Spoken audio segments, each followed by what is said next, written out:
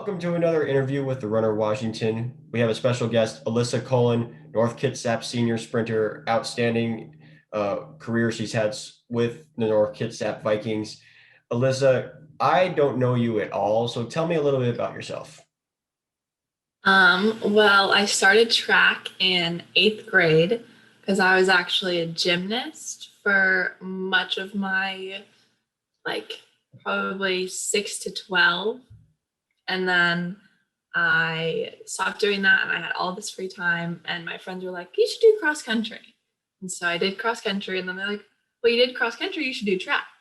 And I started like high jumping and hurdling. And then I came up to the high school once and our jumps coach was like, you should triple jump. And then it started snowballing into like all of these, oh, you should just try this, just try it. And then it's like, oh, wait, you actually did pretty good at that. Like you should, you should continue with that. Like I think I sprinted once just because we needed a freshman to run 100. And then they're like, I think it was at Shelton and it actually went pretty well. And then my club coaches were like, okay, you're a sprinter now. And I was like, okay, that's like, it's a little bit more intense than my, 300-meter hurdles and my jumping. But so that's my kind of track beginnings, I guess. And then I've also played soccer for a long time, but that's always just been more of a kind of fun, mess around with my friends sort of thing, not quite as serious as track. And what can I say? I don't know what else to. No, that's totally fine. I mean, you gave me some good stuff right there. We're learning about you. Talk about the senior season for you. Obviously, with the pandemic and the uncertainty of it all, it's not just you. Everybody had no idea what was going to happen, but we made it out and we made it work out somehow, some way. So talk about this season, and it truly was an awesome season. Went undefeated in the 100, the 200, and broke a couple league records as well. So talk about the season. um, I had been, working out the whole time because I was like, I'm hoping we're gonna get something. I was like, I'm hoping track, they'll have, we'll be contained enough. I was like, we're outside, we can, that's a sport that I was like, it should be pretty easy to accommodate to, you know, Corona standards. And I was just like, I just want something. I don't care what it is. I don't care how long it is. I don't care if I have to run by myself. Um, Obviously, like it's not completely, what we all probably wanted out of a senior year, especially, everyone that's been training their hearts out for the last 3 or 4 years. But it was just fun to, get one last season with my team. And I was going into this one more with the mentality of like, I just want to have a fun last season. Like I've already committed. I was like, that weight is off my shoulders. This is just for fun. Whatever happens, it's just a bonus. And I almost think having such a long break helped with my running because like most runners, battle all kinds of like shin splints and hip issues and back issues and the knees, the ankles, all the typical running overuse injuries, especially with jumping. Um, Having that break in time to just do more diverse strength training, I think really helped. And then just not having the impact of a full 3-month long season um, really helped. And then I wasn't expecting to get, I mean, obviously I wanted to get, beat my times, whatever, but I wasn't really expecting to have some crazy numbers. And it was just very surreal. And apparently the track that we ran at is a lucky track for me because that's where I ran my previous fastest time. So it was just very grateful for the opportunities and Definitely not a bad way. I mean, to end your career, 12:06. 24.91, and then in the triple jump, you PR'd early on, but still managed to jump 37.7. If you were to think about this 3 years ago, coming in as a hurdler as a freshman, would you have pictured yourself in the spot you're in right now? Definitely not. I had always thought of like, oh, I'm not fast enough to be a sprinter. You know, I was like, the only reason I was really good at hurdles though was because I was pretty fast in between. I could knock over a hurdle to save my life. It was pretty ugly. Um, and then I was like, my coaches just all were like, no, like, just try it. Like, what's the worst that could happen? And then I, ran an indoor meet and actually, did pretty good. And I was about as fast as the people that I had considered fast. And that was when I really was like, okay, like I think I could do this. And then triple jump, I definitely did really well as a beginner for triple jump, and I had actually broken our freshman record and was on pace to like set the school record because I jumped to 35.7 at state and was like, that wasn't a thing that freshmen did. And that one in triple, I pretty much hit a plateau for about until a month ago. But it was just, I definitely had not expected to pop out what I did. And it was kind of funny because I'd actually almost the week before I jumped my 38.8, I was like, you know what? I think that triple jump record is one that I can let go. And then I'm actually still an inch and a quarter behind it, but definitely a lot closer than what I could have foreseen in the last couple of years. Well, I mean, you have plenty of opportunities. Maybe perhaps to do some unattached stuff this summer to maybe get that PR, even though it might not be official in the school record books, but it'll be official in your record keeping. Let's go back to your sophomore year and talk about your only state experience. You have sixth in the 100, fourth in the 200, and then you led your team to a state championship in the 4x2. Talk about that and just the whole experience. And like I said, the one time you only competed at the state meet. I was like, I went to state my freshman year, but it wasn't quite as, I went in the hurdles and we also had a 4x2, but not nearly as good as the one we brought in 2019. I actually also did better at state in triple jump than I did sophomore year, but not by a whole lot. But sophomore state was it was incredible. Some of my closest friends, I got to run with them. We never had any drama on our team. We never had any issues. We would always just mess around and still be like super productive at practice. And my head coach's daughter is the one, she like helps coach sometimes. And she's the one who had the previous 4x2 record. And so we were just going back and forth with her being like, oh, we're going to beat your record. And then we just had a sunny day. We had great conditions and we finally had teams around us that could push us and could,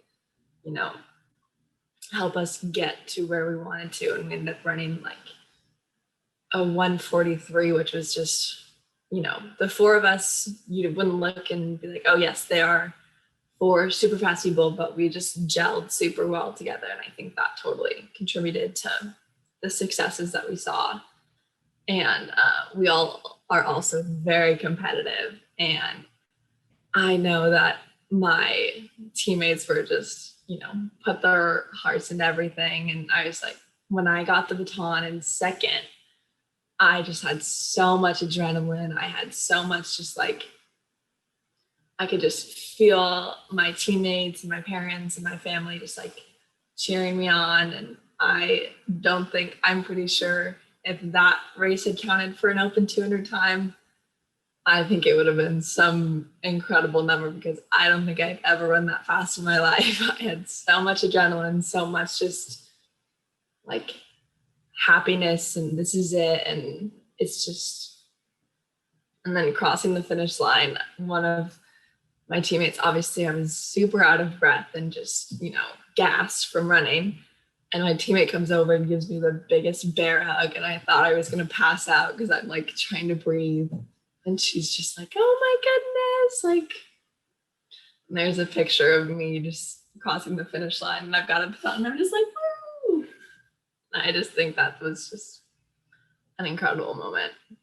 It sounds like it for sure. And the individuals you were running against as well, it's probably one of the more talented sprinters we've seen in a while in 2A. Talk about what it's like to be running against like Nadia Herring, Lala Duke from West Valley, and Faith Richardson, and even Antoinette Stupfield from Sammamish High School. I mean, those are some very talented girls. Oh, yeah. I was incredibly intimidated because, of course, that time I was like a new sprinter. Everyone's like, where did she come from? We've never seen her run. Like, what is she doing here? I mean, that's at least what I thought they were thinking. And so I also kind of went into it with like, I have nothing to lose. These girls all have histories. They all have like, you know, they're expected to do good. I'm just kind of here. Whatever happens, happens.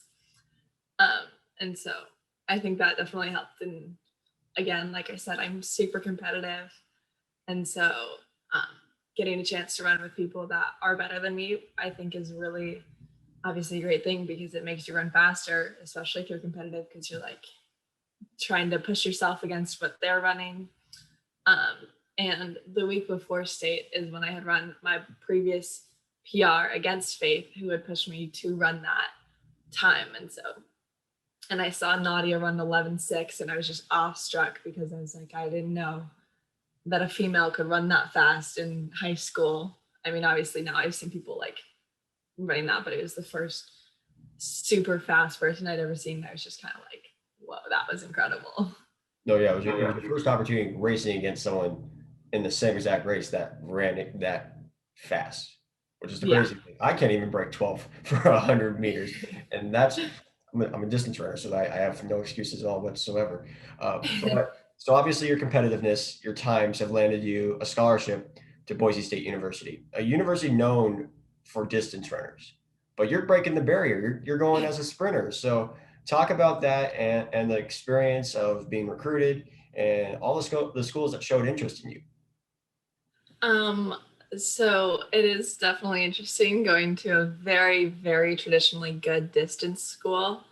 But I was recruited by the assistant coach or the head sprints coach, because he was hired to try and build up their sprints team and to like establish Boise State as a, you know, more of an all-around school.